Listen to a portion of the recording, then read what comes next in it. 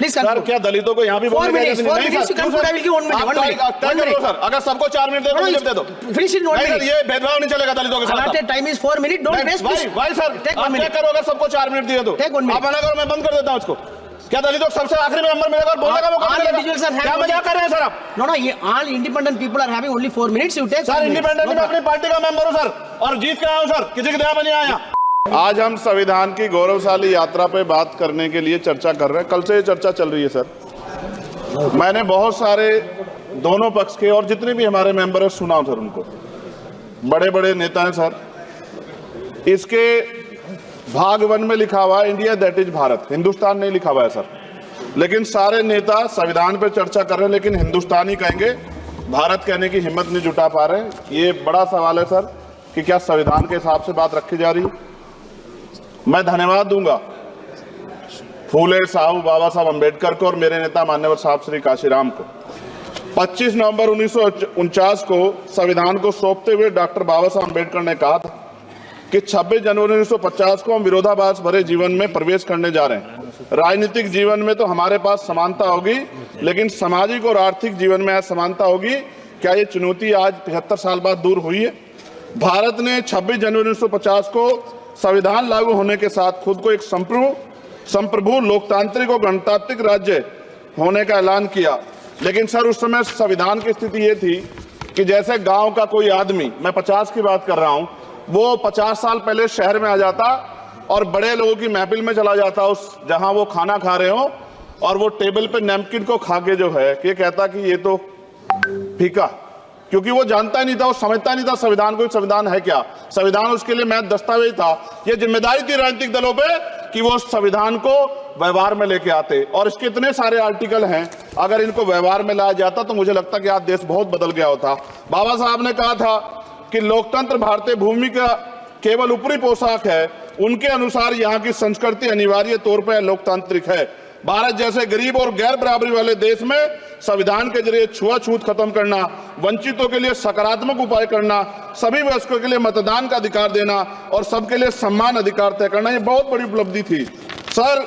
ये संविधान है कि आप वहां बैठे हैं और मैं यहाँ खड़ा होकर अपनी बात रख रहा हूं, और इस देश में आदिवासी महिला के तौर पे जो है राष्ट्रपति बनी है, और प्राइम मिनिस्टर तो नहीं बना, लेकिन शेड्यूल कास्ट के बड़े नेताओं को भी जो है राष्ट्रपति बनने का मौका मिला। ये संविधान की देन। अगर वोट हम पे नहीं होता तो शायद अमीर और जो राजा महाराजा खुद को मानते हैं हमारी गलियों तक नहीं आ पाते, हमारे हाल नहीं जान पाते। आजादी का मतलब सर सिर्फ अधिकार पाना भर नहीं है, इसके लिए हमारे संविधान में सरकार और नागरिकों के अधिकारों के साथ साथ उनके कर्तव्यों का विस्तार से उल्लेख किया गया है। बाबा साहब ने संविधान सभा में दिए गए भाषण में कहा था कि स्वतंत्रता आनंद का विषय है, पर अब हमें अपनी जिम्मेदारियों पर भी ध्यान देना होगा। संविधान ने सुनिश्चित किया कि रानी के पेट से राजा जन्म नहीं लेगा, वोट से नेता तैयार होगा। आर्थिक बराबरी के लिए सरकार क्या कर रही है? गरीब और गरीब हो रहा है और अमीर हो रहा है। सुबह उठते कहीं बम की धमकी मिलती, कहीं दंगे की। ये अमृत काल है सर, यह धमकी काल है। कितना बढ़ रहा है आर्टिकल 15 सर। भारत में आज भी घोड़ी चढ़ने बैठते होती है। प्लीज सर, क्या दलितों को यहाँ भी बोलने का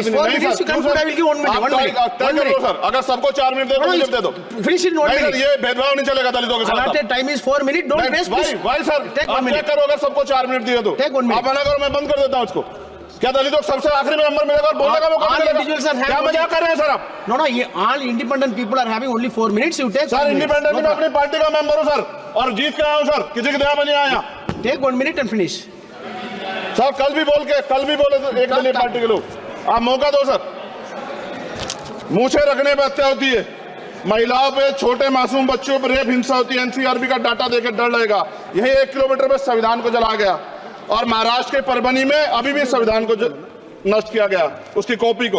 आर्टिकल 25-26 में संविधान में सभी को धार्मिक आजादी। कहाँ है दलितों की, मुसलमानों की, जैनों की, बौद्धों की, ईसाइयों की? छत्तीसगढ़ में सतनामी समाज को संविधान की अपनी धार्मिक आजादी के आधार पर जो है उनको अपमानित करके जेल में बंद कर दिया। संभल, अजमेर, अयोध्या सब इसका उदाहरण है।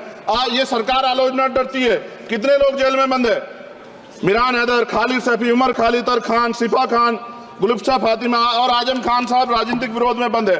सरकार यहाँ बैठी है, सरकार सामाजिक न्याय की बात करती है। बताए कितने दलित मुख्यमंत्री बना रखे हैं आपने? 13 ज्यादा सरकार स्टेट में सरकार है। कितनी महिला मुख्यमंत्री है? आपकी सरकार ने सुप्रीम कोर्ट के आदेश के बाद रिजर्वेशन प्रमोशन में जारी नहीं किया, और ओबीसी को पॉलिटिकल रिजर्वेशन आप देंगे नहीं देंगे, आप बताने का काम करें। मैं 75 साल की गौरव यात्रा में हम एक सभ्य समाज नहीं बना पाए, इसलिए जाति आधार पर SC ST OBC के बच्चों को प्राइमरी स्कूल से लेकर उच्च संस्थानों में भेदभाव किया जाता है। सरकार निरंकुश हो गई, कोई बुलडोजर से कार्रवाई करता है। कल मंत्री जी ने कहा हमने राष्ट्रीय पिछड़ा वर्ग आयोग बनाया, 69 शिक्षक भर्ती में उसकी सिफारिशों को नहीं माना। EWS के जरिए आपने संविधान पे आरक्षण के प्रावधान पे हमला किया। 1 मिनट में खत्म कर रहा हूं सर। संविधान सर न्यायपालिका में आर्टिकल 124 ये कहता है सर, ये अधिकार जो है, Sanjay sir ji please conclude sir 1 minute में प्लीज संविधान में न्यायाधीशों की नियुक्ति का अधिकार राष्ट्रपति के द्वारा होना चाहिए, अभी तक नहीं हो रही है। All India judicial service commission कब बनेगा? क्या चंद परिवार ही सर जज बन सकते हैं? और आज हम सर, मैं सरकार से सवाल पूछना चाहता हूं सर, सेवाओं में SC ST OBC वर्ग का कितना प्रतिनिधित्व है? भारत सरकार के मंत्रालयों के अधीन PSU में, बैंकों, बीमा कंपनियों में और स्वच्छता संस्थानों में आउटसोर्स तथा कॉन्ट्रैक्ट पर वर्तमान कार्यरत कर्मचारी कुल कितनी संख्या है? आउटसोर्स और कॉन्ट्रैक्ट में कार्यबल SC ST OBC कितना प्रतिशत है? निजी क्षेत्रों में कार्यरत कर्मचारी उनके SC ST OBC की वर्ग लाभ। सर खत्म कर, लास्ट पॉइंट सर मैं फिर स्पष्ट तौर पर कह रहा हूं सर, यहां बैठे SC और OBC के मेंबर से कह रहा हूं सर, उनको सामाजिक जिम्मेदारी का ध्यान भी रखना चाहिए। पार्टी के प्रति वफादारी के साथ साथ अपने वर्गों के प्रति ईमानदारी भी रखनी चाहिए। ईमानदारी नहीं होगी तो उन वर्गों का भला नहीं हो सकता, और हमें बहुत सरकारों से उम्मीद नहीं है। बहुत बहुत धन्यवाद सर।